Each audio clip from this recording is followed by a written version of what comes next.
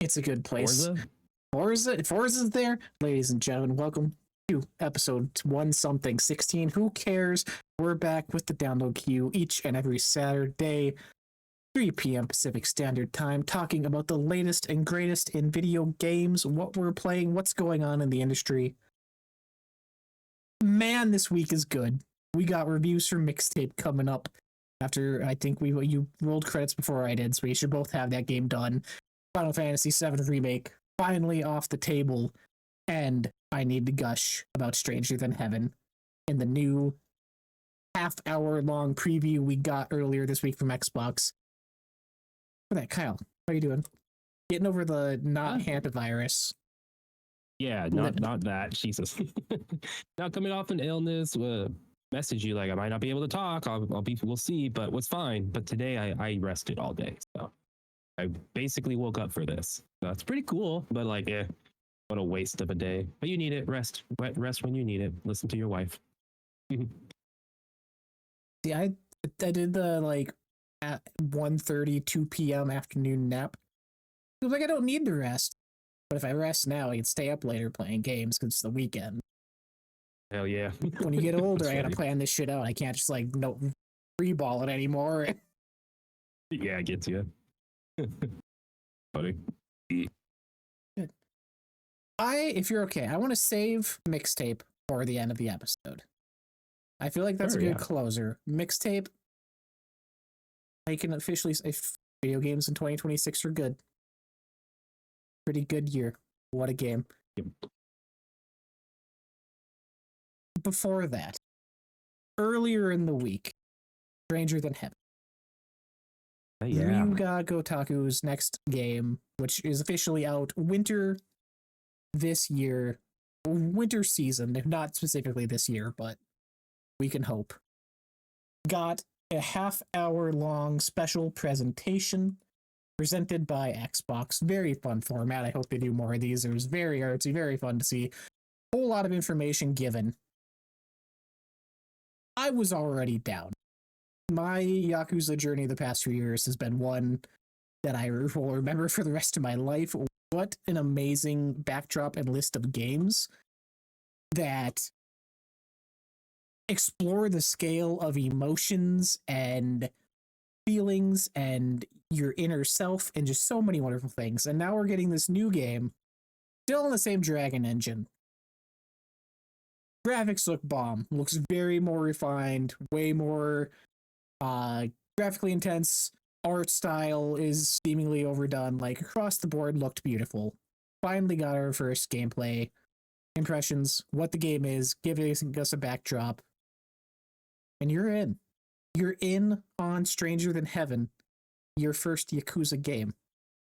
Where are we sitting? How are you feeling? What's got you?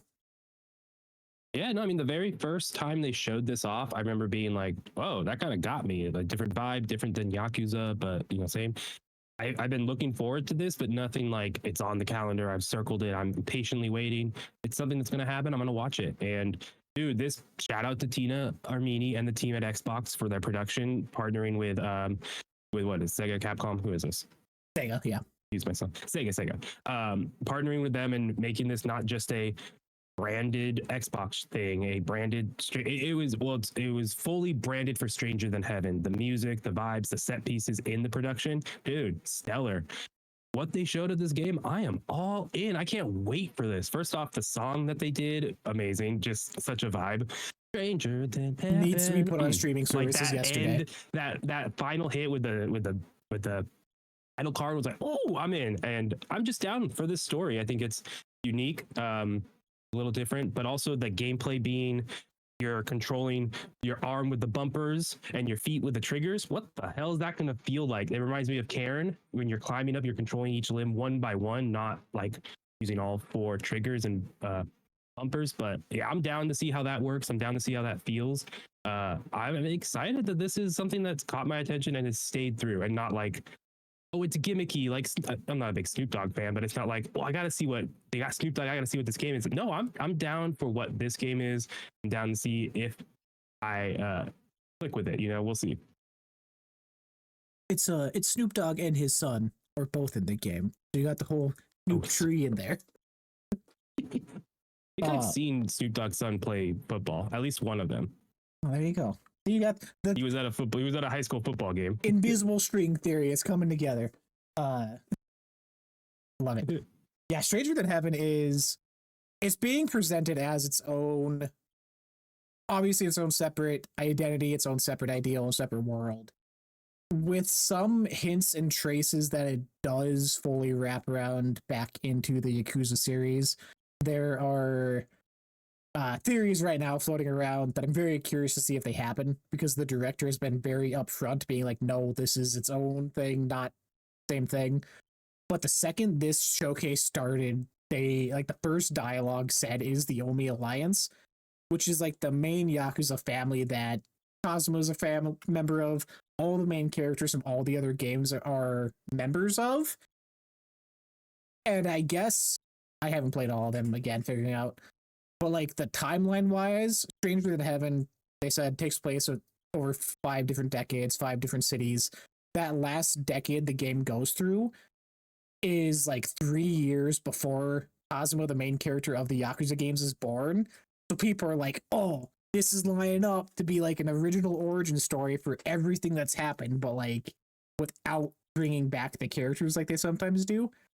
So I'm very curious to see what that looks like. Very curious to see what the story unfolds to if it's not, because there is a lot of cool things being done here. You are, excuse me, God, Mikado. Where's the name? I had it. Mikado Dino is half English, half Japanese born. Kid in the United States with an American father, Japanese mother. Both of his parents pass away when he is at a young age, which causes him to want to journey to his mother's homeland back to Japan. In that journey, he gets caught up with Snoop Dogg, who is essentially a smuggler for anything and anything the world or people could want. And you, Shinjo, a boy a little older than him, who is also a mixed heritage. And those are your main 2 pair that the game follows throughout their life as they travel between all these different cities in Japan, Kure, Hiroshima, Minami, Osaka, Otenberry? Not Otenberry. I'm forgetting the name of the city, whatever. It follows their journey through their lives as they begin their jobs, their rise up from the bottom in this new land where they are visibly not outsiders anymore, but culturally being incorporated into this new region that they have no grounding in. Your character becomes a showman, which, fun concept. You breaks down into a bunch of different mini games where you are like gathering musicians throughout the city, probably through side quests, different instruments, different singers, and then you can bring them back to your clubs and position them around the stage to hold shows for income and do marketing, where you're actually out on the city putting posters out and about.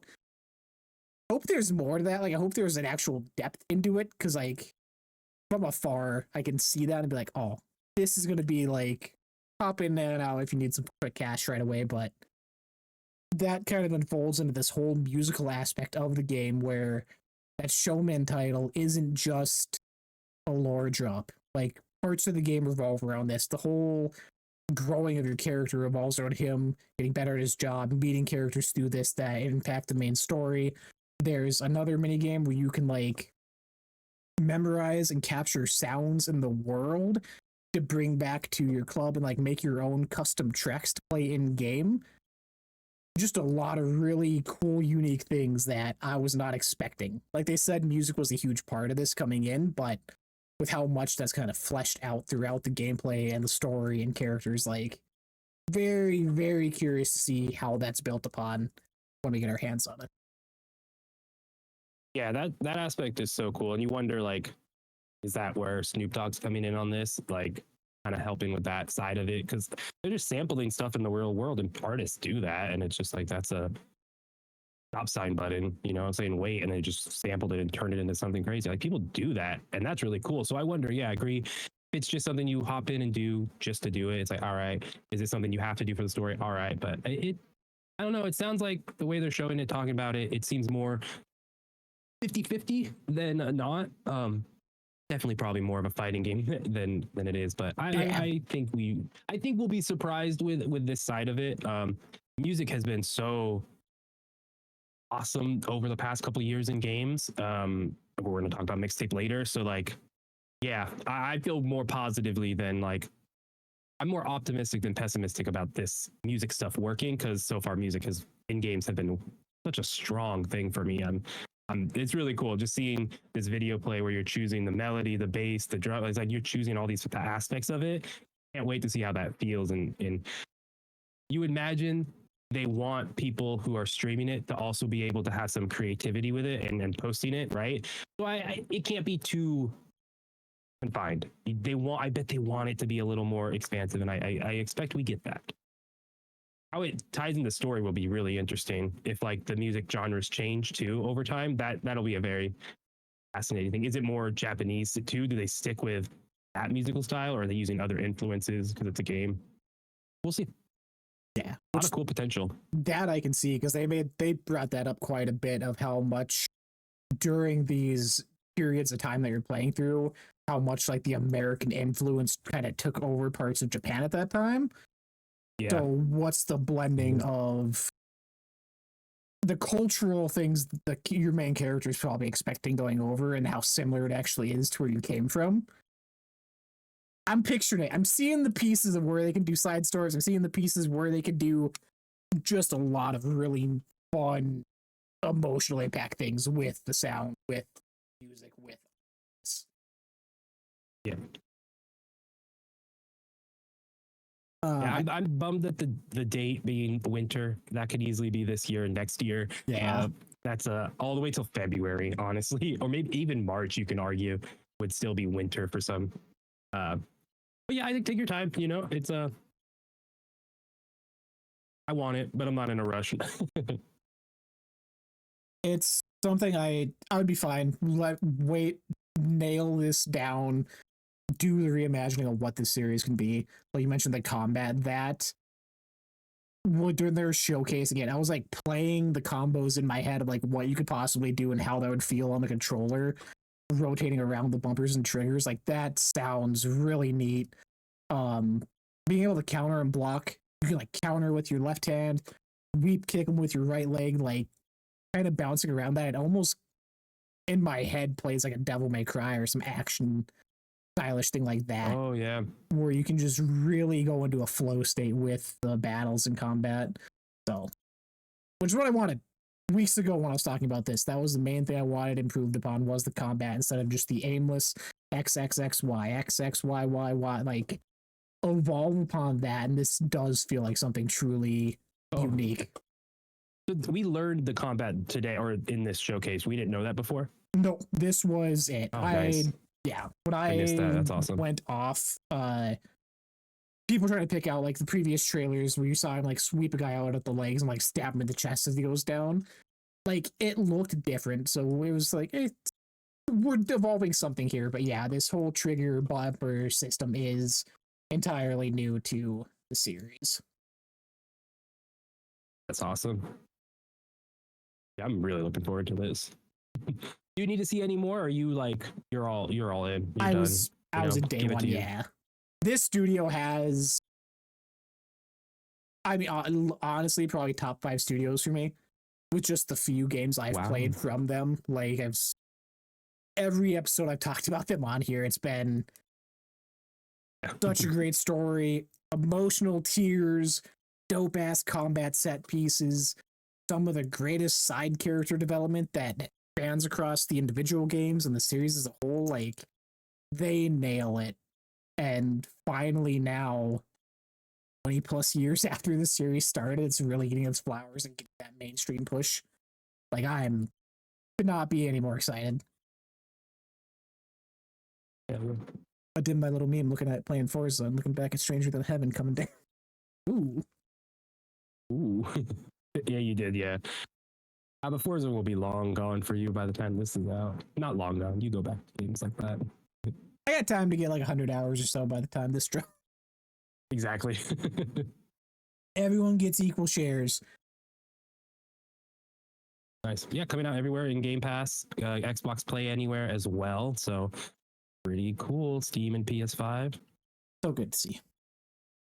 Love to see it. Yeah, Cloud, Aerith, FIFA, Final Fantasy VII Remake. You have finally rolled credits after a couple month journey you've been on this with your wife playing through for the first time. Yeah. In love? Yeah, me and my... Go for it. No, are you in love? Are you waiting to jump into Rebirth right away? Yeah, it's crazy. My wife and I have played 2 games completely together, like over months, and it's Death Stranding and Final Fantasy VII Remake, which is a crazy list. You know, like that's pretty crazy.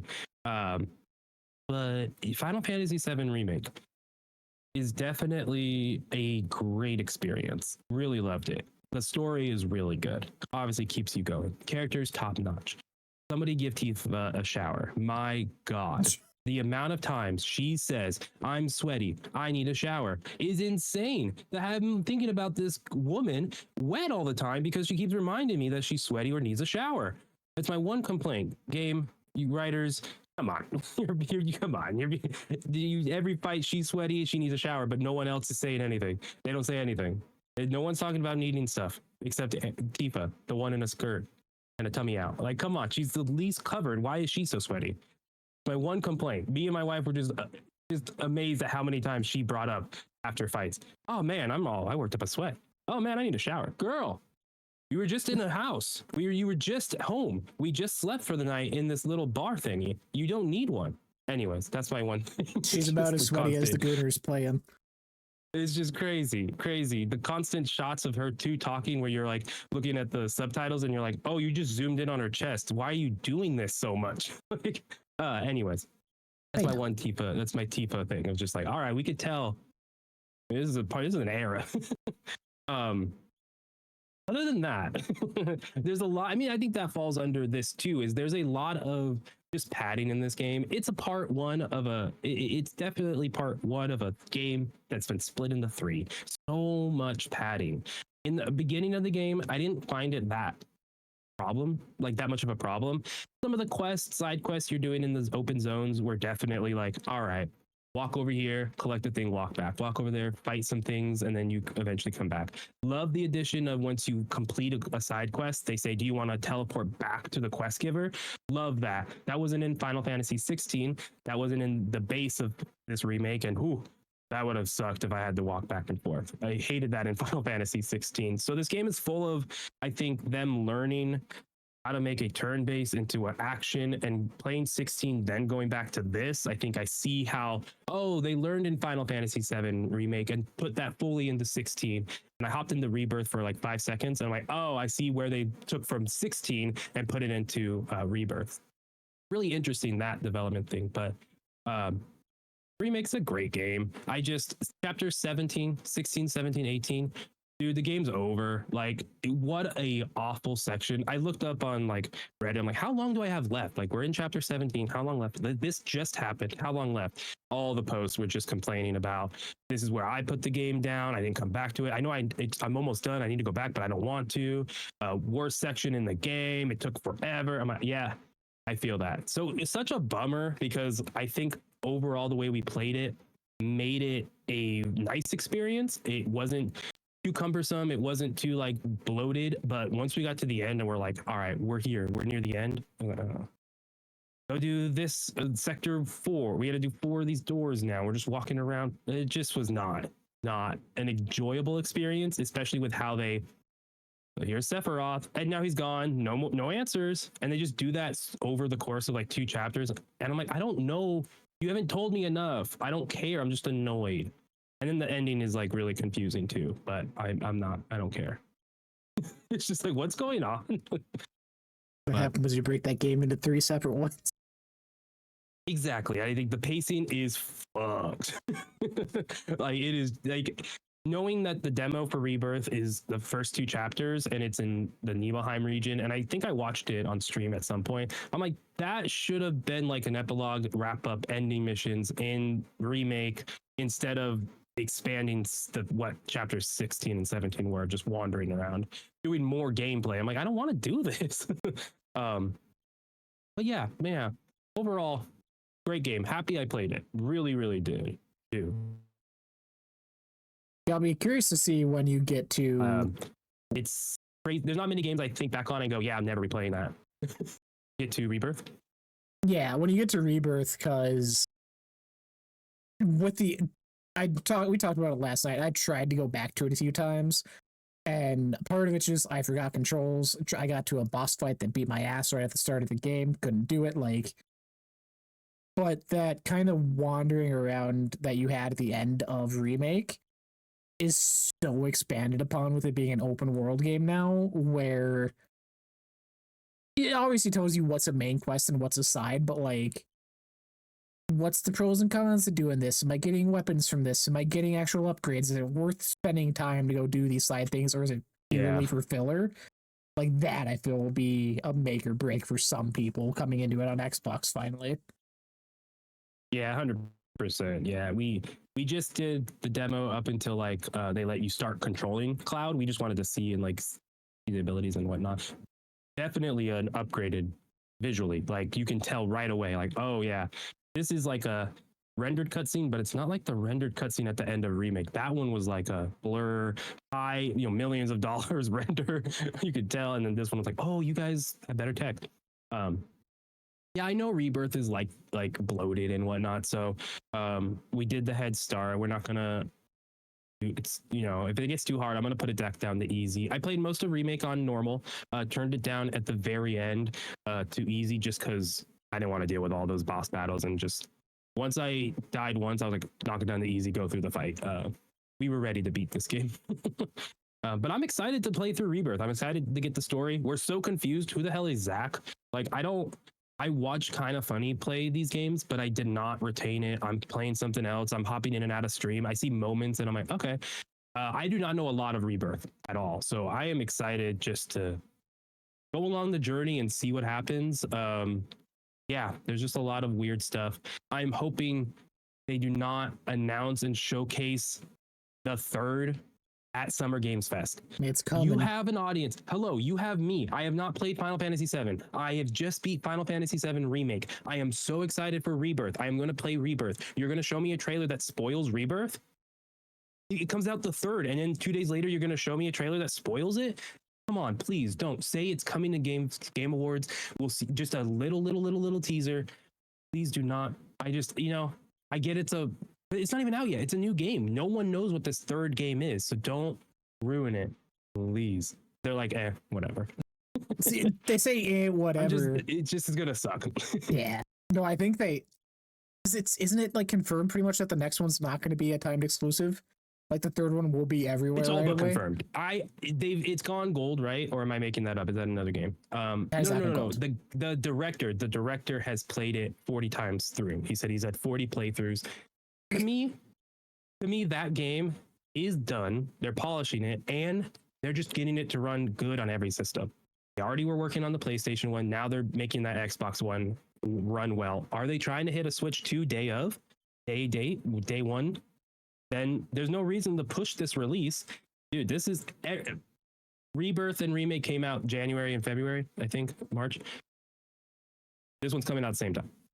We don't need to see it in summer. We can get a teaser, but we can see it fully at Game Awards, I think. I would say the only looking updates for me. I had to look. I am right. So Tetsuya Nomura, the director for the Remake trilogy, is the same guy who took director of Kingdom Hearts.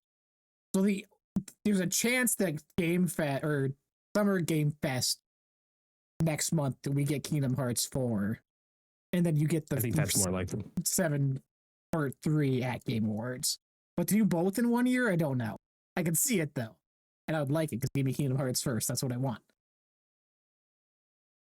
I've been waiting on Kingdom Hearts 4 for 4 years now. Yeah, 2022. Nothing. Dude, January 31st is the 30th anniversary of Final Fantasy VII. That's the release date of this game, the 3rd one. Yeah. That's crazy. So yeah, you announce it a month before Game Awards, do a tease, then hey, next month Big reveal. Bam. Exactly. Yeah. You're welcome, Square. And that's exciting. Like I said, it's crazy. Final Fantasy 16 and now this, it's like when I hear and then when I see a trailer and it's like it's black, you start seeing a little bit of like, what is that materia? I'm gonna be so stoked for a new Final Fantasy. Whether it's the third one, I don't care. But the moment we all know it's not the third step remake, right? It's 17. I'm gonna lose my shit. I'm fully in on this series now. It's crazy. Just like the idea of a new one will get me. Crazy. 17 Star is a sequel to 7. No. They've had sequel to 7s already. Baby. That's where Zach came from. No, but I don't know anything about Zach. I'm so confused about Zach. You'll find out. He knows Aerith? Everyone knows Aerith. Yeah. But no, 17 they have an opportunity to go so weird with it. Because that was the thing with 16, it was the first one since like the original 5 that was in the like high fantasy knights and stuff setting. Mm-hmm. And now coming off of that, do you stick with that for a bit? Do you go back to the weird tech-based stuff that you were doing with 7, 10, 11, like 17? What is the combat? They did switch it up? Did they go full action, stick with that for 17, or did they do what they're doing in these games? Bring back the weird, like, triple action bar thing from 13 that everyone hated? I watched the E3 with that reveal the other day. It was bad. That makes sense. That's sad. Yeah, no, I've never been in a place waiting for a new Final Fantasy, so it's exciting to think about what the hell they can even do with it. Yeah, excited. Looking forward to playing Rebirth. We'll see. I'll probably beat it by the Game Awards. Because 60-hour, 90-hour behemoth, apparently, to how long to beat. Like, it was like 65, I think, just for main story. Oh, no. Gross. Oh, no. So, we'll be playing a lot of that together. But it's been really fun playing it with my wife because we're just, like, confused. And like, what? And then it's like, wow, Tifa's still sweaty. Jesus. No one else is sweating. I'm sorry. Just no one else talks about how sweaty they are or they need to go in the shower. Except the least clothed one. I'm sorry. I'm just stop it. Marketing, my guy. Marketing. They know the fan base. They know the audience. Yeah. So the remake came out April 10th, 2020. So like it wasn't. They weren't. And Rebirth was February 29th, 2024. So January 31st, 2027 would be kind of crazy. It just kept moving up in the year, but if they're holding back on this, waiting to get it released on all platforms, that would make sense to me. I would love to see if it coincides with their anniversary. That would make a lot of sense. And January is the perfect, like end of January, that's a perfect time for a big ass game like that. I don't think anything else should be coming out at that time. Grand Theft Auto gets pushed. Shut your face. The CEO of Take-Two is very confident in its release in November. Yeah, I don't think they can afford to push it back anymore at some point. I mean, you have deals in place that, yeah, you can at some point. I mean, ball's rolling down the hill, and you can't stop it at some point. We're 6 months out, and they have not that it matters, but to start any marketing for that game yet. They don't need to. We're talking about it. I know they don't, but like... Have you went 1 week without hearing about GTA 6? No, they don't. We're doing the marketing for them. They literally could just... I saw this thread. Someone's like, do you think they're going to shadow drop GTA 6 on May 29th? This guy's insane. They could, though. Not that that's realistic. I'm saying, like, they do not need any marketing. I believe that. I believe that they could just say, it comes out next week, and that's it. And then everyone's like, holy shit, and boom. We don't need long marketing cycles anymore for certain things like a GTA, like a Marvel. You don't need it. You drop a Marvel trailer, boom. People are like, we understand Avengers. Got it, we're in. We'll be there. No, but I can see they are like the way they are. I was expecting like, hey, the game's out in 4 or 5 months. You could start giving us money for some in-game cash cards. Get your bank rolling before you actually play the game. Get a head start on people. I'm like, you forget the events are going to be in GTA Online. Stuff you do in GTA Online will carry over and give you starting money into GTA 6. I can't play GTA Online on my 360 though. can't do the events. Yeah, no, that they got rid of that version. Sorry, my friend. You're just, oh, it's crazy. That game was 360. And we're not even a sequel yet, man. Industry's rough out here. Weird. I think that one's locked for this year. I think they moved it enough. Oh, you got your 360. A little delay for me on the video side, but Oh yeah, no, I hopped back in. I when I was recording stuff, I'd made a shameless self promotion, but like a nostalgia look back on the 360 earlier this week. I uploaded to the YouTube. Going through, hop back into GTA 5, did some more of the story mode. I will get it done eventually. God, it is rough. before 6. Yeah, on the version you're playing, yeah, that would make sense. I don't think the version, but like some of the missions and like what they ask you to do.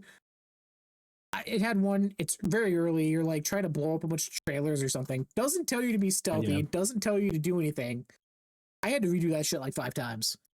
Because like one person would see me and just dead immediately. I'm like, am I supposed to be stealthy? But when I try being stealthy, more people just show up. I don't know. Is that a Trevor mission? It is. It is. Oh, dude, you double press press those bumpers and go into rage and just let it out. Pretty sure that's what you need to do. Pretty sure you need to go into your rage and just like shoot everything. You take less damage. It's funny, like, yeah. I got you. You'll send me a message later being like, yep, that helped. I know. Get past it eventually. I was gonna say, that makes sense that the missions are still missions designed over a decade ago. You know, they would have a little bit of issue there. Yeah, I wonder, man, I just wonder what this 6 is going to be fully on release. Like, whatever, they're going to add online maybe after and stuff, but like, what is like, holy, what is this game? Is it always online? You know, am I running in the world walking up to a point that is story mode, but you are next to me and you're like, all right, I'm actually going to go do my thing over here and then drive away. You go do your thing. I'm in the story mode now. Like, come on. That would be cool. I think we are underestimating. It's like Destiny, right? Like you're in the world, you're in the open zone and you go. Like, I don't know, man. I think I'm excited for what it could be because bringing up the mission, like, yeah, it's been over a decade. How do you change that formula? How do you change it? You've learned a lot with GTA Online, which is always online. How do you fix that from a 360 era too? Like, yeah, now we're just talking about our hopes for GTA 6. I'm not there. That's why they need no marketing. We do it for them. We do it for them. Yeah, I'm debating if I'm going to be there day one, you know? Like, I'm not at that point. Oh, you are. We are. No. I wasn't for 5, and we did the same shit for 5 back then. It took me 10 years later to get into 5. And you're taking forever to beat it. Come on. You're gonna, if you don't get it day 1, you're gonna get it day 3, day 4. It depends. If Fable's around there or something, I'll be like, oh. That November time frame is weird. Fair. Yeah, if there's not enough runway on the tail end of one of those, fair enough. I still think you're gonna get it. I didn't do a staycation last year, so this year I need to line something up. Gonna be something in November. Don't know what though. Yeah, Fable or GTA. Those are two Stranger Than Heaven. Vacation type of games. I don't know. Or Stranger. Oh, I'm saying. Okay. GTA's got some fight in it. Oh man. Something I didn't need a whole week to play. We didn't need a whole week to play. Mixtape dropped this week into Xbox, Game Pass, PS5, Switch 2, Epic Games Store, and Steam for a current on sale price. I believe it's like $18 if you want to pick it up. Is the next game from Beethoven and Dinosaur, previously made Artful Escape a few years back. This was showcased at the Xbox Showcase last June, finally out less than a year.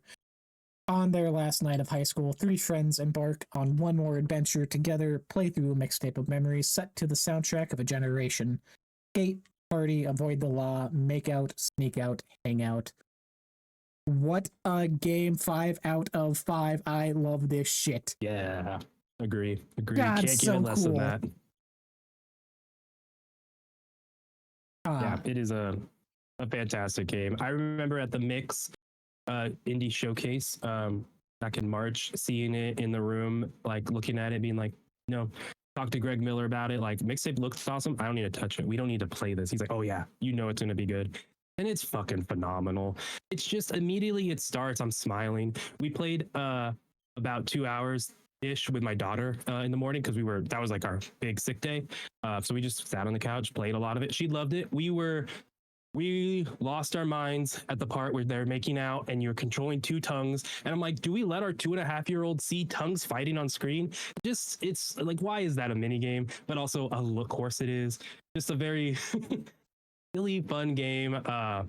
I'm so happy I didn't look more into it. This is something you just want to go in and experience. It is a living album mixtape story, just absolutely phenomenal. There's something so special about, we talked about this last night, but like the era this encompasses is not something we lived through. I didn't experience this. Like the story, the way it's told, the characters are like characters of an old 80s teenage coming of age movie. But the way it's presented here and like the interactions you have, the little side stories and things you experience to understand the characters more, like it makes you nostalgic and want something you never experienced. Like, say it. I know this game, first game of 2026 to make me cry. Round of applause. Love you. It was great. Oh, like, wow. Add such an impact of like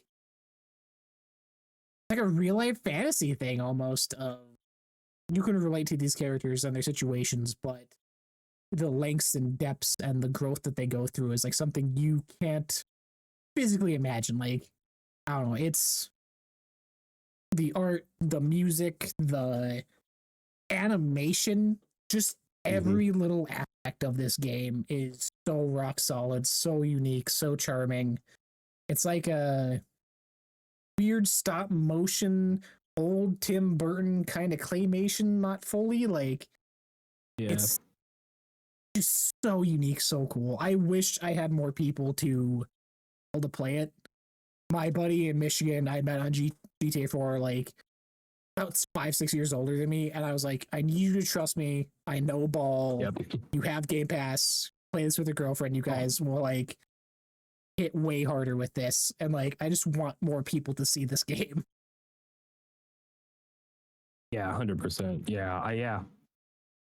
The writing is so good where for a lot of people, I think playing this, you're able to put yourself in the shoes because you lived in that time period. A lot of gamers are older, right? This is just that era for a lot of people. Like you said, it's not for us, not for me, but the writing is so strong where I see myself in the main character, Stacy Rockford, and in Cassandra, and in their friend Slater. Right?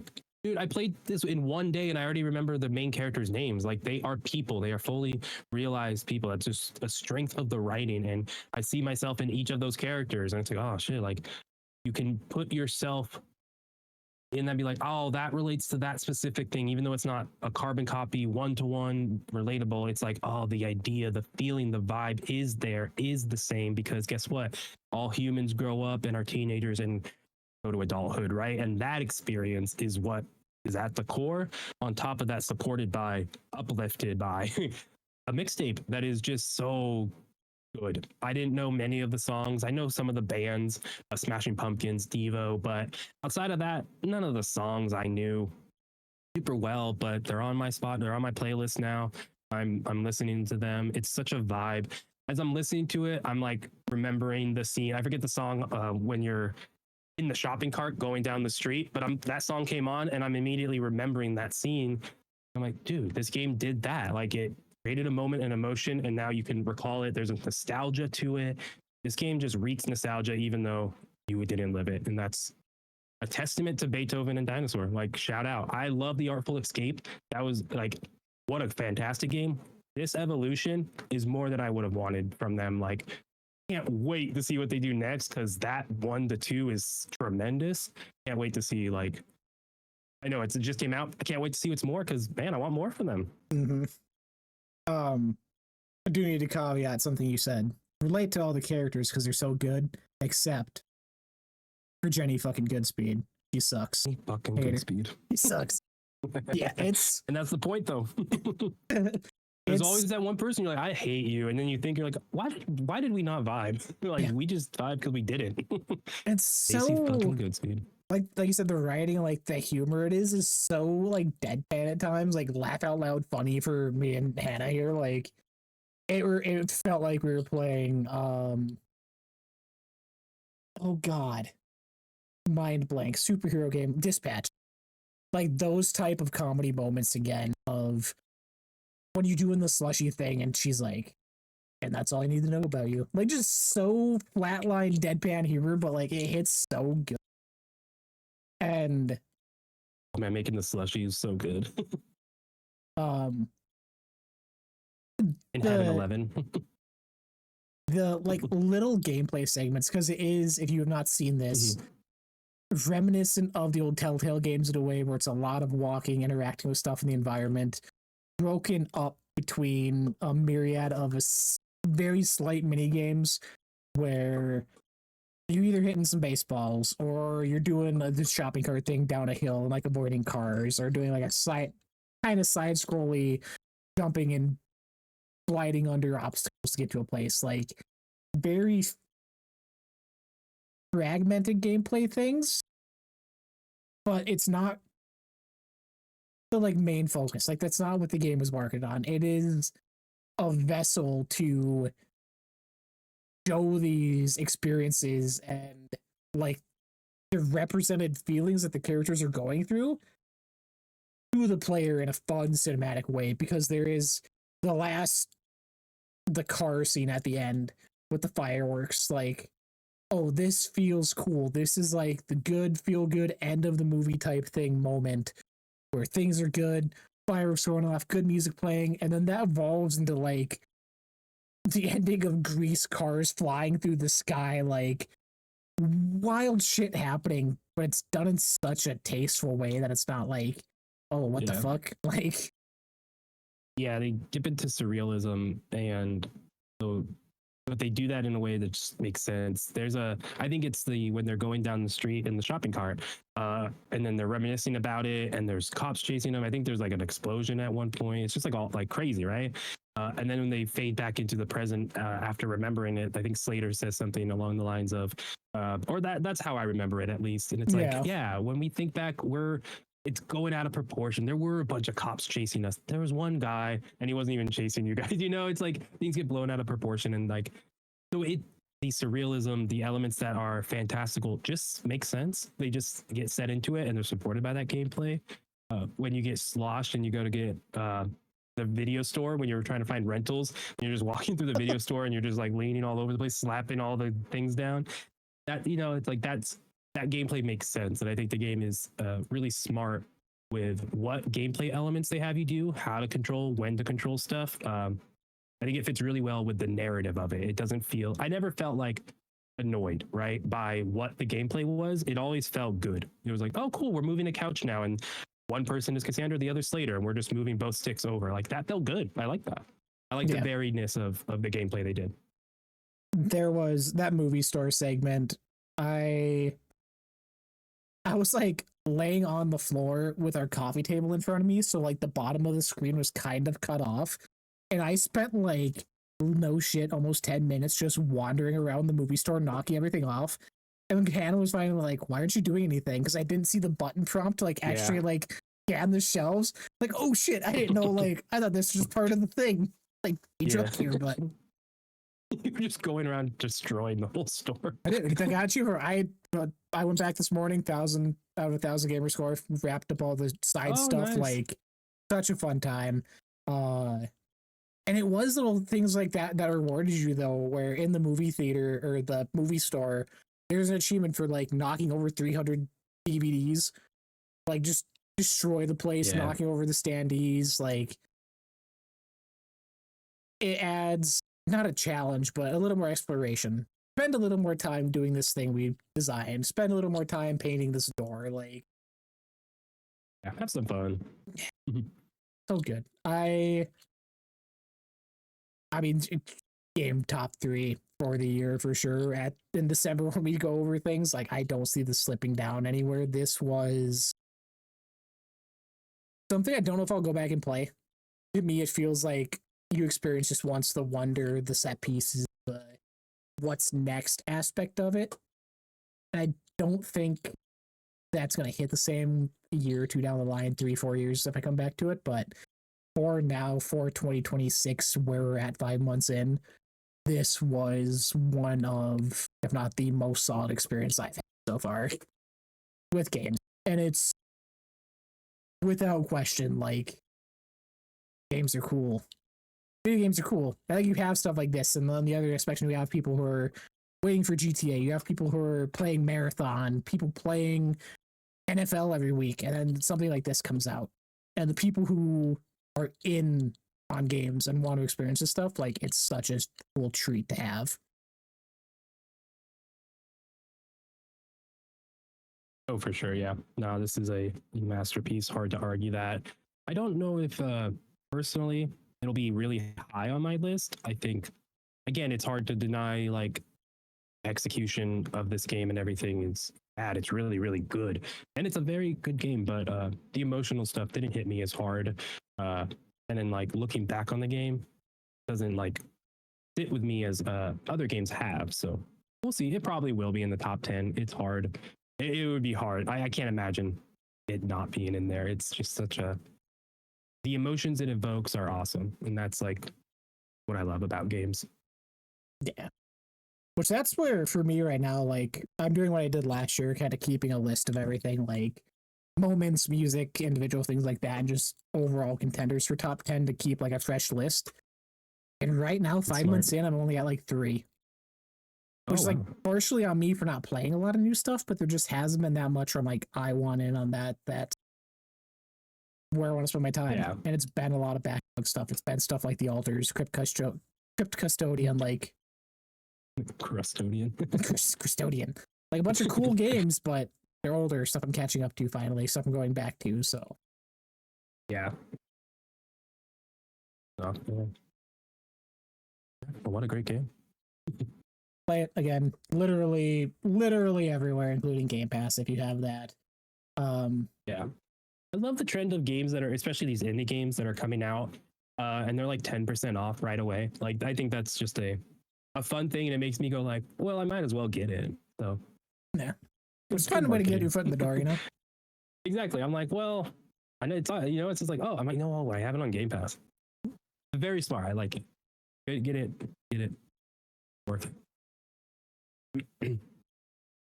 How are you feeling? We're at 50 minutes. Yeah, we're good. Are you sick? Are you dying? Do we continue on? No.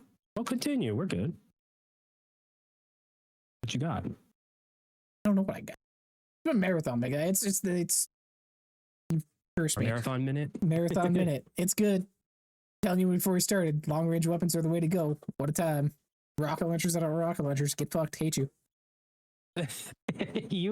No, the Vandal has an ability, a disruptor cannon, and it does look like a rocket blast, but you were like, there's rockets in this game. I'm like, no.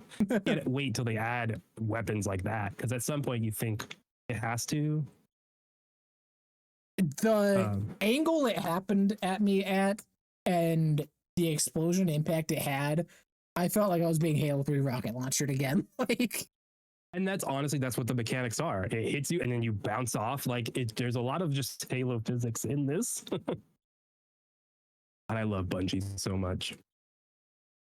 Yeah, I mean, with I really need to know what season 2 is. That's like the big thing. We're at the end of the season. You have cryo on the weekends, but I'm seeing more and more purple and even a couple gold tier people just running around in Dire Marsh and Perimeter, and it's like, oh, that's a purple squad, we're done. And it's like, shit, that sucks.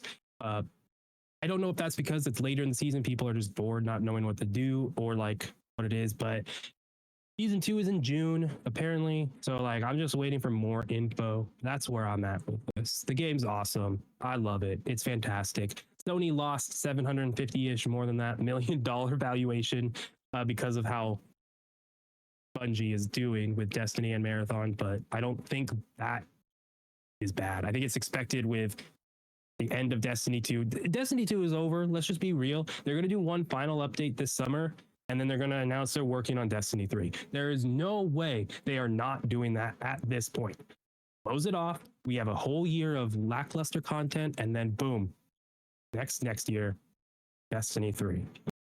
There's just then you're gonna be valued again. So it was a sad week of seeing everyone say Marathon's dead. Bungie's screwed. Like, you mean they finally adjusted their financials after they found out the old Bungie leaders lied about how valuable they were before they got sold? Of course they were going to lose money. Saying if people were expecting this to like be hand over fist moneymaker after what we've got through with Concord and stuff in live service games in general, like y'all were fucking delusional. Like, I don't think people expected this. I think people just more like now, oh, see, we're right. It's dead. It sucks. And I'm just tired of that aspect of it. When like that attitude is what kills games, and like shit, when like you ask anyone who's playing the game, they're like, this game's fucking rocks. that's what people want though. They want the rage bait views. Yeah, Easier to get people to do stuff like that. I know. I hate that like the company owners are just uplifting that shit. But I don't know, man. It's still Waiting for season 2. Yeah, I mean that's what, early June you said? Yeah, it said June. It's about 3-month seasons. That's still, I mean, there's times when we get on, there's either a new weapon or like something new that I have yet to experience or see. Rocket launcher last night that wasn't a rocket launcher, but like there is so much, and high-end gear, like the gold armor and stuff, I think I've seen that once with you in the whole time I've played. Purple lobbies, yeah, everyone's running that now it seems, but not good enough for that level. But there's like so many different tiers of the player base and when you experience and find them that it does change the gameplay like dynamically, where oh, that's just a blue or green show, like we can handle it, but you see someone higher and it is kind of a focus in, reevaluate your game plan, what are you doing, like that kind of on the fly switch up of gameplay. So unique, so good. Yeah. Like, also now going back to when they were like, our shells are our shells, you can't customize them. That was a big issue. Now I get it. Like when you see someone, you're like, oh, that's a recon. I know they have a scanner, they have a drone. Oh, that's an assassin. Okay. Oh, they're gonna go invisible. Gotta be on the lookout for that. They got a triage. They can probably heal themselves. Like that, seeing that and having the runners be identifiable makes a ton of sense. Like I get it. Like that makes it even more good, because then when you see, oh man, it's a destroyer with purple shields, they might have their ultimate. I don't want to stand in the open, and once they start shooting at me, I need to back up because they might start blasting me. Like oh, the rocket launcher. I'm like, no, that's a vandal. So we need to be careful because they can bounce you out of stuff and bounce you away from stuff and knock your shield down. Like there's a language to this game and it's really good. I'm just waiting for more. I mean, that's where I'm stuck at. Like, we got a new runner shell coming. I'm pulling up season 2. They got a cradle, which is supposed to help you do more customization to your stuff. A nighttime map with redacted. What I want is at the end of the season is an end of season event, a Fortnite style event, a Destiny. Go into the tower and look in the sky and see the Almighty blow up over 4 hours. Like they do live events in games that are FOMO. If you're not there, you miss it, right? And what this game needs. If people log in one day on Tuesday and they're like, wait, what the fuck? Aliens are invading Dire Marsh? Yeah. And you have to, and the new enemy types. Like the game needs that type of evolution, or something that's going to happen at the end of the season for us all to throw all our gear at. Cryo isn't going to get everyone to throw all their loot at the end of the season. What is? I don't know. Put the compiler in maps. He starts coming down because he's pissed at us for destroying him in Cryo. Like, they need something to get people to like, oh, that's what we're building towards each season. And I think that, other than Cryo, because that's not it. Yeah. We'll see. But it might be more slow steps before we get there. But they are not saying shit. And I think they have something to end the season. I'll keep talking about it. You're wiping all my stuff in story. That's happening. How do you explain that? Destiny has always explained it. Okay. So we'll see. And we'll see how long it keeps both of us.